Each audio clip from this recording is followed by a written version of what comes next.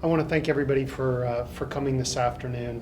I know it was not an easy decision for our teachers to make when it came in regards to the changes that were proposed for the length of the school day and the work calendar.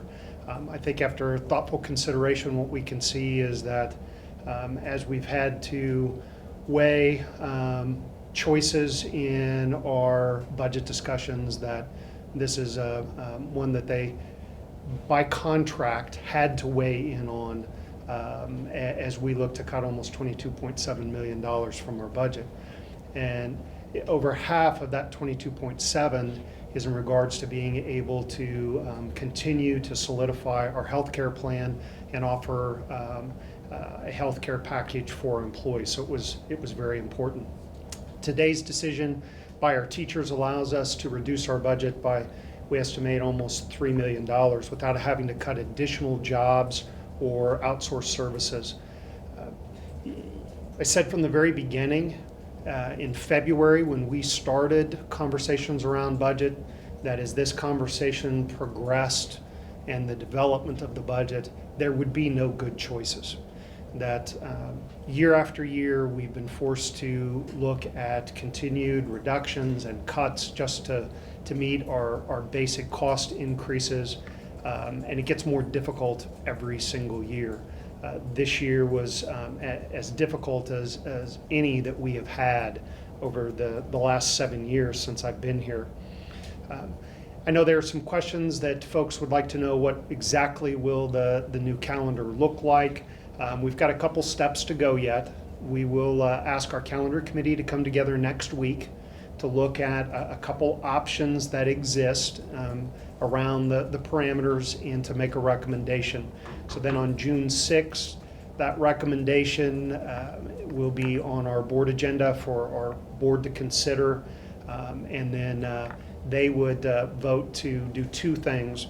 One will be on a student calendar after they vote to amend the current teacher's contract.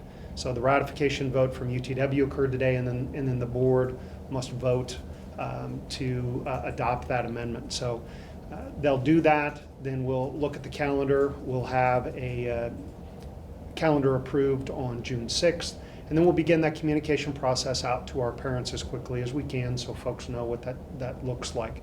It's definitely going to involve a later start date for us, an earlier end date, and will impact the Thanksgiving and the winter holidays. Shouldn't impact the spring break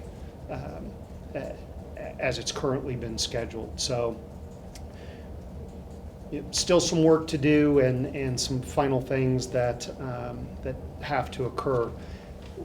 Will now become a very busy time for our building principals and our HR department because we have held off any hiring up to this point in time to fill positions, not knowing if we needed those positions to place staff that could be impacted by the cuts. So we'll aggressively begin that process to fill those positions as needed. Finally, I want to acknowledge and thank all those who have shared feedback and ideas as we've worked through these budget cuts. We received feedback and ideas from our bargaining units, from over 700 employees, citizens online, 100 student leaders, building principals, and of course our Board of Education. So all of that input we wanted to do due diligence on as we prepared to look at the budget cuts. The solution on the calendar really emerged from some of those online comments.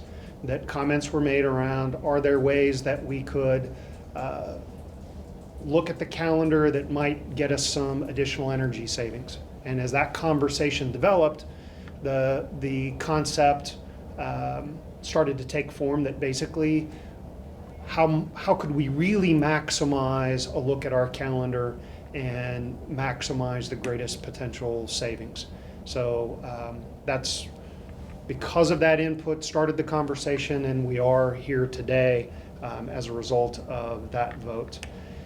You know, again, after repeated years of budget cuts, every time we need to talk about budget reductions, whether it was this year or in the next several years, it will have a greater impact on our schools, because we have made cuts as far away from the classroom. We've repeatedly made cuts in the non-attendance centers year after year, even when there haven't been any cuts that directly impacted the day-to-day operations of our schools. And that as we think about the 17-18 budget, unless something changes in Topeka with our school finance and the support of public education, sadly this will probably not be the last time that we have to talk about making difficult decisions around our budget just to be able to continue to meet our increased costs that every business faces, whether it's energy or health insurance, supplies, all those types of things. I want to thank our school board. They have spent incredible amounts of time looking at the information, asking questions, really doing the due diligence that they needed, knowing that regardless of what decisions they made, none of them were going to be positive. In the end, none of them are positive for our students, our staff, or our community, but that's the reality of where we are when we have to approve and develop a balanced budget based on the revenues that we believe we'll receive from the state and other sources. So with that, I just want to thank you again for being here and be happy to take questions. When you first heard the vote result, what was your first gut reaction? That first reaction is, this means we don't have to do further cuts, but at the same time, it's not a celebration by any means, because we're having to adjust a calendar, lengthen the school day, and shorten the school year in order to continue to move forward. And that's a sad state of affairs for education in general in the state of Kansas. Can you speak to educationally what this new calendar could mean for students? Longer breaks, we know, research shows that it increases the achievement gap. I mean, do you have some concerns? Because of the breaks, what we're really talking about are 2 extra days at Thanksgiving, a couple extra days, a little longer in the summer, and you have some retention issues. And we continue to work to provide opportunities for some of our students throughout the summer. We'll continue to look at that as long as we're able to afford to provide those opportunities. Again, not a decision that was made around what's best, but a decision that had to be pragmatically made because of where we are with finances. And it was the lesser of the evils, so to speak, that we were facing. Obviously, by this time, usually in the academic year, parents know the dates of the start of school, when enrollment is, and now it's being a little bit later until June. Can you respond to some of the parents who are, wanting to make those decisions about their own calendars? Yeah, unfortunately, this is just where we are, and part of the reality of what we're having to do to develop a balanced budget. But I think our parents, from those that I've heard from, have been very understanding. They know what difficult choices are out there, and that while for some of them this isn't the time and the notice that they would like, they also understand why and will move forward once we solidify those dates. We had talked with some parents today, and they were concerned about, maybe their younger kids getting out of school later. During the winter, obviously, the sun goes down a little bit sooner too, so you're dealing with darker elements. Any response to that?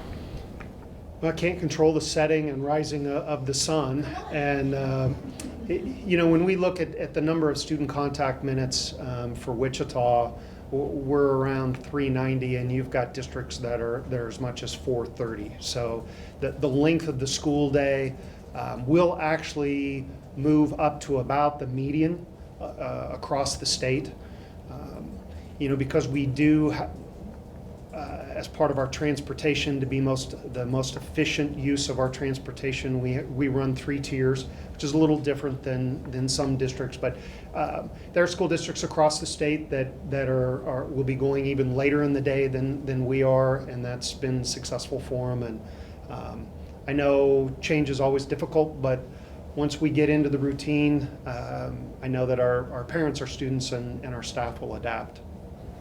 You said you were going to be hiring aggressively. How many positions have you left open? Over 200. Now, we will not fill all of those, but we need to get moving. Focusing first on our hard to fill. During this process, principals have continued to interview to be able to prioritize. So we knew if we could get to this point, then we wanted to move fairly quickly. It's been a late hiring season for everyone.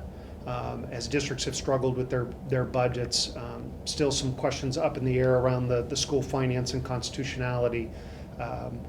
Everything has shifted back. It's not just been Wichita, but when you think of your math, science, and some of those others, we'll try to move on those very quickly, and then work to fill those positions we are going to fill over the next week or two. Are a majority of those principals and teachers, or are those also including librarians, data, They're going to be all the open positions that we have. When we think about what I'm referring to more aggressively is on our certified staff. We want to get that taken care of as quickly as possible. What happens next? Obviously, we're battling a $22.7 million budget shortfall. Well, with today's vote, then we'll be able to move forward with budget development without needing to go to the next layer unless something drastically changes at a state level for us. That budget process, the board approves the final budget in August. So over the next couple months, we'll do what we normally do, and that's putting more detail and definition and getting all the appropriate budgets put together by line so that the board can continue to work forward. But we feel confident that where we are, unless something changes with revenue, that we can move forward with next year's budget without needing to make any type of further reductions. Do you see the calendar as a temporary fix and going back to the current one at some point, or do you see it long term? I don't know at this point in time. As we get into next year's calendar, a lot's going to depend on what happens with revenue. So as we look at that, it'll also give us a chance to step back after we've had. So usually the calendar committee starts their discussion in late fall, right after semester. So we'll have feedback. We'll know what's worked well, what hasn't, and have to evaluate that. But again, because of the revenue aspects, it's hard to tell at this point. And the $3 million is just a projection of savings. Will you be tracking exactly how much this is going to save you? Yeah, we'll track over time because it's a combination of things. It's not only transportation savings, it's substitutes, it's all those other factors that come into play. So we've done those estimates. All of our estimates, as we've walked through the budget, we've tried to be conservative. Not be overly optimistic in what our savings potential could be. I think in some of them we'll probably exceed what we estimated, and in some others we may be a little bit lower. What we don't want to do is get into January and go, we're several $1 million short as we're trying to finish out a budget year. So, every month, and that's part of our the budget report that is made on the board agenda. We list those major categories, and we list what was budgeted and what percentage we've expended up to this point in time. So we'll continue to monitor that just as we've done in the past. You're talking about the push to get those empty positions hired, and a lot of other districts doing this as well. This is a time when nationwide there's a teacher shortage. Certainly Kansas is kind of the short end of the stick on that. How much more difficult is it this year than previous years? Each year it gets a little more difficult. We've been fortunate. We're a district that people desire to work for, so that's to our benefit.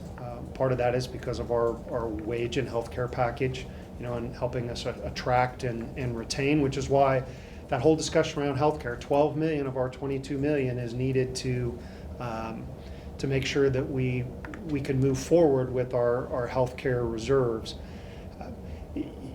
The bigger issue for Wichita in hiring each year has been the pool of candidates gets smaller. We're seeing fewer students graduate from schools of education. Now, a benefit for us, the relationship we have with Wichita State, with our professional development school and Emporia State allow us to, we're partnering with those universities, and education students are starting to do classroom observations and everything with us in their sophomore year. So it gives them a chance to learn about the district and know why they want to work in Wichita, and at the same time it allows us to assess their qualifications and skills. So it does get more difficult. Our principals work very hard to make sure that we have the best talent in the classrooms, and this year will be no different. It's just going to be a little later than normal.